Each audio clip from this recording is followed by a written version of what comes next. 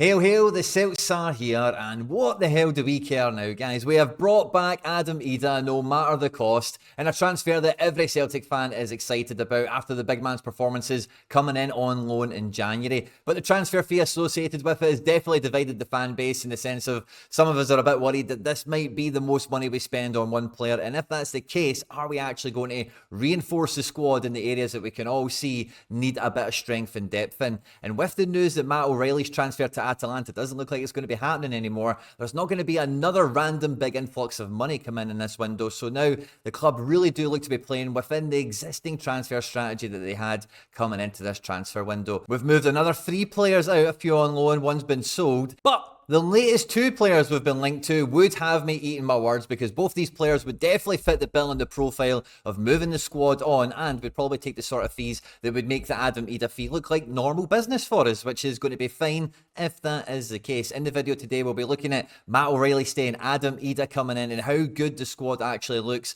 with those other 2 players we've been linked to, and what sort of impact they could add into the squad if we were to get them, or someone of that kind of caliber. At any point in the video, if you do laugh, you learn, you like something or whatever, please do like and subscribe to the channel for more content like this as we cover Celtic, of course, throughout the 24-25 season, all the transfer moves, post-match analysis, live streams on a Thursday, all that good stuff. Now get into the comment section in this one and let me know what you think of the Adam Idah transfer fee. Is it going to be normal business for us, or is this definitely going to take some money out of the kitty for some of these other transfer targets we've maybe had lined up?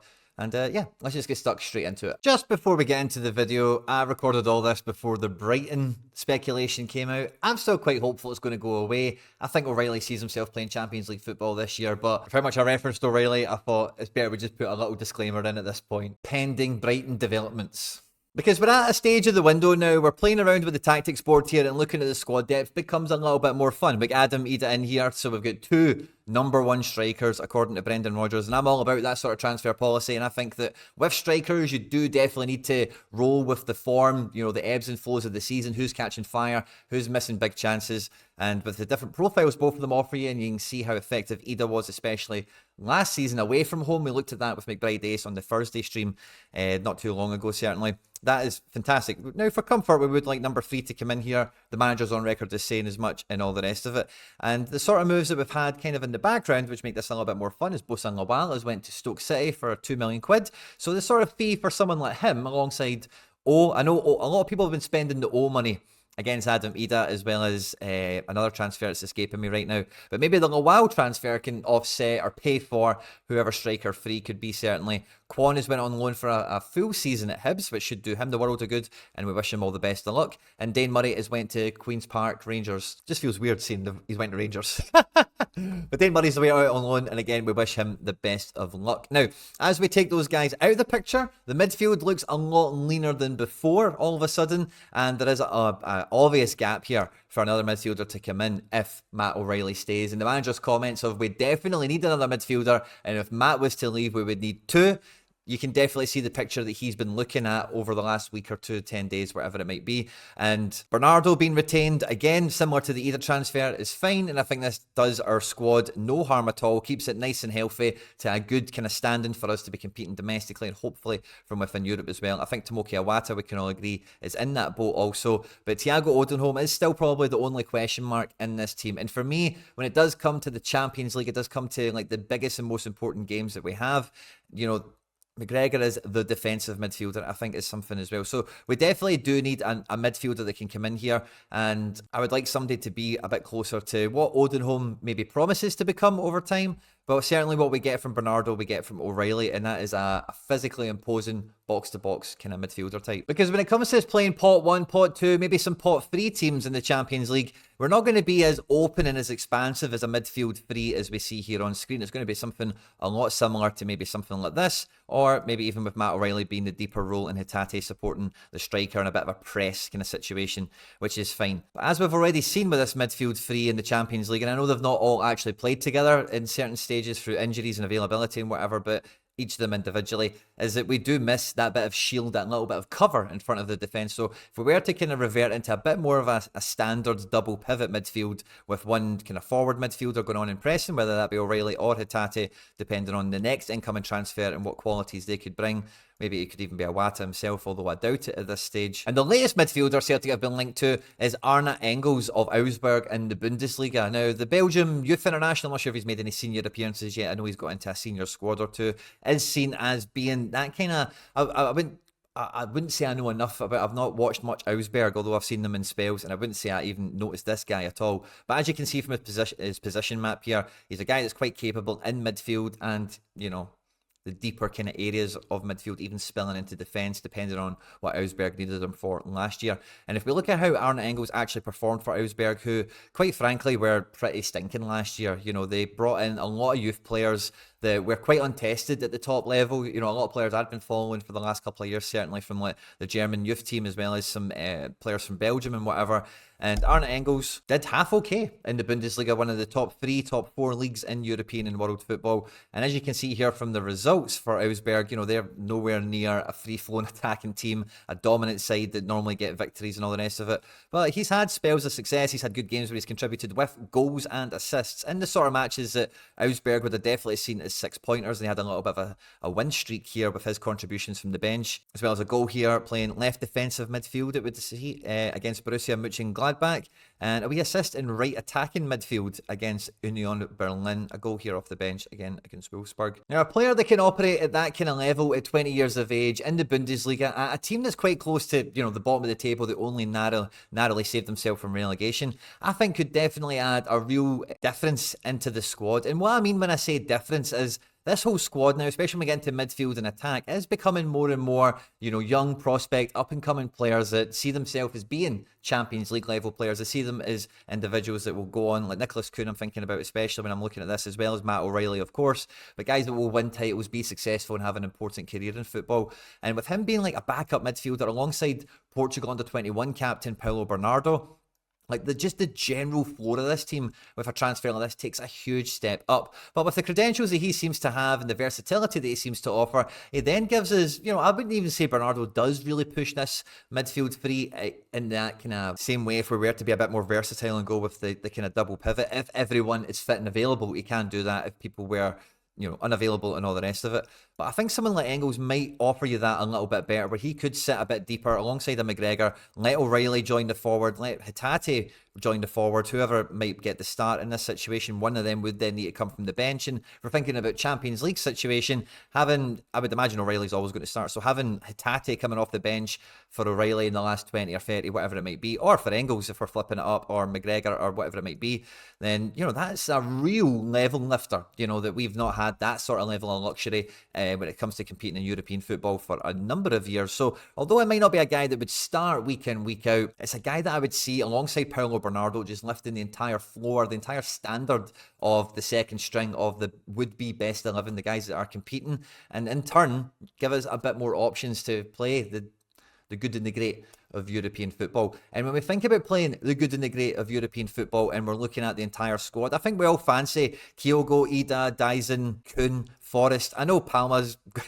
maybe shown he can come off the bench and be effective in that level already. So I think in the forward areas, some depth would be nice in the wings and maybe a number 3 striker or whatever. But the main area everyone's looking at when it comes to European football is still left back. Now, Greg Taylor, I think, could be on for his best season ever. The first couple of games he's played so far this year, he's taken this inverted fullback role and put it on steroids and then just ran with it even more. We're seeing him even more so popping up in very dangerous, very unusual areas of the pitch for a left back, and even this inverted left back thing to make the double pivot, which has become quite popular around European football especially. And I've been saying on the channel, if we are encouraging Taylor to play in this role and for us to build our pattern of play, our route to goal with Taylor being in this position, then it would be mad to me that we would get someone totally different. And what I mean by that is someone who is just a line hugger, a guy that's going to go up and down, hit some crosses in, maybe appear at the back post for a tap in if the counter attacks came from the right and they've got the opportunity there. Because so much of the rest of the team is built on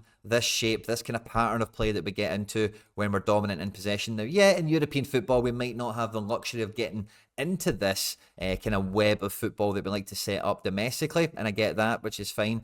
You definitely need someone that can do this if Taylor just did become unfancied, I think. But the real difference, the real upgrade we need here for Taylor is someone that defensively, when they are dragged into that channel and they're having to run back, pedaling back towards goal, they have just a better success rate, sadly. Greg Taylor, I think we all wish he could take that next step. He maybe still can, like I say, this could be his best season ever. But when you watch Celtic over Taylor's career, certainly, he hasn't impressed in European football. He hasn't shown that he's got that in him. And that's just to this point. Things can change very quickly. I believe in him and all the rest of it. But if you've got money in the bank, if you're looking to reinforce this team, it's the first area of the pitch that stands out as needing those reinforcements. And again, another transfer we've been linked to that would have me very firmly eating my words over the Adam Idah transfer being a wee bit too much money. Because my main worry about the fee is just that it's taking money away from the other transfer targets that we still have, and that might reduce the level of calibre, the level of quality that we're looking to bring in. But the left back we've been linked to is none other than Owen Wijndal. Now, Owen Wijndal is a name that might be familiar to a lot of you guys, especially if you play a lot of computer games. This guy's been an up-and-coming wonder kid left back in European Dutch football for the last number of years. This is the guy that's won the Eredivisie. He's won the Belgian league as well. He's played in the Champions. He's played in all European competitions already, the Europa League and the Conference League himself.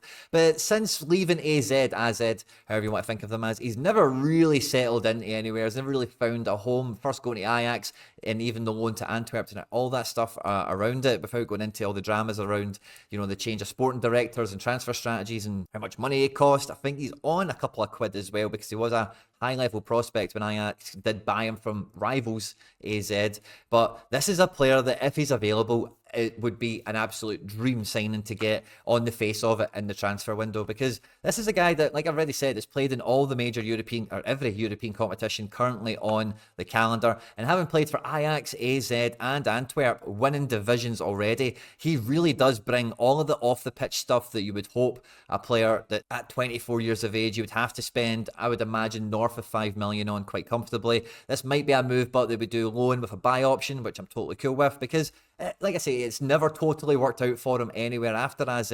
And if we look at his whole career history, this is a solid left back that can contribute at the right end of the pitch as well as covering his back defensively. These are his rankings out of 100 throughout his entire career in the Eredivisie for Ajax and AZ. And like I say, this is a guy that I wouldn't say he would walk into our team, because I say I've got such a high opinion of Taylor. But when you are looking at the transfer market, this is a guy that you shouldn't have really much worry, doubt or question about, as a guy that is worth buying and bringing into the club and hoping that he can increase the level. And maybe he's a guy as well with the pedigree he's got, having already got into the Dutch senior team once or twice, that, you could sell him for even more money eventually. And I think that's the game that Ajax, Antwerp, everyone's been playing ever since he's left AZ. But what's interesting about Wijndal is, while he was in Belgium with Antwerp, while they were going on to win the Jupiler Pro League, he was playing alongside some guys like Alderweireld, some pretty good players in that Antwerp team, it must be said. But the way they built their game, the way they won the league, is Wijndal would find himself quite often in that inverted fullback sort of position. And you can see from the amount of times he's getting on the ball and creating stuff for Antwerp, the scores here are all really good domestically. That's something that could be very easily replicated at Celtic, where we're going to be getting a dominant amount of possession. And, really their home or away can make the difference in these kind of games as well. But the main thing we're looking for, of course, is that upgrade to help us compete in the Champions League. And these are his entire career performances in the Champions League thus far. And it doesn't make for great reading, to be honest with you, when you have a look through it. Because Antwerp, you might think, oh yeah, well, he's not done great, he's been at Antwerp, but we're Celtic, we're not really that different to Antwerp. Our squad might be better than theirs, right? But losing 4-1 to Porto, losing to Shakhtar Donetsk, getting humped away by Barca, these are things we've experienced in life. So fair enough, he's maybe got the experience, he's maybe made mistakes with Antwerp he wouldn't make with us, or he's learned lessons, he's grown, he's improved as a player. He's got an assist at Ibrox, which is always a good thing to see on the CV as well. And formerly of, Ajax and AZ, I say very limited Champions League experience overall. So it's not like a definite, oh yeah, well, he's played Champions League and done really well element to this. His performances in the Europa League do, maybe look a little bit better, but again, the standard of opposition is always going to be a little bit diminished in the Europa League versus the Champions League, certainly. But Napoli, Sociedad, actually pretty good level of opponents. You would, Sociedad were a Champions League team last year, Napoli as well. He didn't play against us, interesting to see. And his performances in the Conference League when he was maybe 20 or 19, something like that, a long time ago, because he was at AZ. Not terrible. Again, the standards of opposition definitely leaves a lot to be desired, but, he's been playing European football for 5 seasons now at this point, give or take. In this edition, would probably make this one of the more competitive spots in the entire team. Up there with Adam Idah and Kyogo. Rodgers would probably come out and say there is no first choice left back. It's just who's the best in training this week, who's the best for the match, or whatever it might be. But like all of a sudden, you know, a lot of worries, I think, and a lot of concerns over going into Europe defensively with Schmeichel and goals. I think everyone can see the continuous improvement of Scales, and the detractors of him are maybe quieting, but that maybe is the only rock left to be turned over, as it were, because Naroki, Lagerbielke, UK, you know, one or two of these guys are almost certainly leaving the building, and there is still a gap in here to push Scales the same way that we're looking to push Taylor. And that's the real sort of transfer I want to see come into centre-back, is a guy that will definitely push Scales, because Scales has been great. And if you're going to get somebody that's going to push him out of the team, then you have to be asking a lot of them, because he does so much well for us. He's got a Champions League man of the match under his belt, you know, so like he's not a total write-off on the European stage. This year we'll definitely get a better of idea of what he does bring to Celtic as a complete defender, home and domestically. Home and in Europe. But adding Engels and Wijndal into this team, on top of the re-signings of Bernardo and Idah and everything else, and the retention of O'Reilly, like this squad, guys, like honestly, if we're to play 8 Champions League games, 4 at home, 4 away, we're playing everyone in a different pot. Of course, you know the structure of the competition by now, I'm sure. I would fancy us to do, like, we could get 3 wins at home. I would definitely be up for the 4th game being tight, and maybe we could get a bit lucky. And away from home, like, depending on who we're talking about, man, pot 4 teams going away from home, we shouldn't really be worried about too many of them.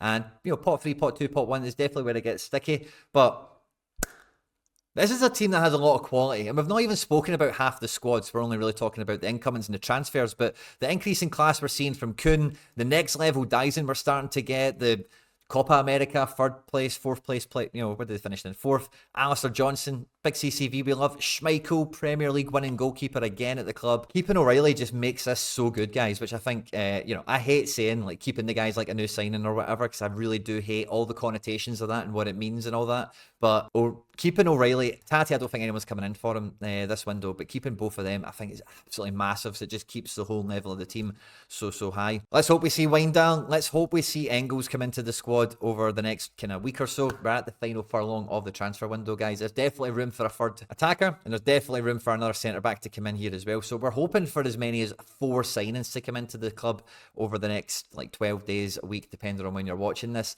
And it's a wee bit frustrating as a Celtic fan getting to this stage of the window, and we've still got so much left on the to-do list. But sadly, something that's always been a transfer strategy and pattern with us is we're waiting for dominoes to fall elsewhere. We're waiting for other players to maybe realise, right, okay, well, I'm not going to get a chance in this squad. I better go and get minutes elsewhere. Or a team doesn't want to sell someone until they bring someone in. So it is quite often that we do our business at the last, because you get a better quality of player, maybe be dislodged. And if you can, you know, you already had them lined up and you already know they're going to fit in, you can make some really good business that way. We've done it in the past, and I think that's probably the angle of approach that Brendan Rodgers and the board are going to be taking on this window. So cross your fingers and hold on tight. It's going to be a white knuckle ride all the way to the deadline for 4 players potentially. On screen and now some other stuff that we've made that YouTube thinks you might enjoy. I hope you enjoyed this one, guys. Don't forget to hit the subscribe button and get into the comment section on this one. And hail, hail.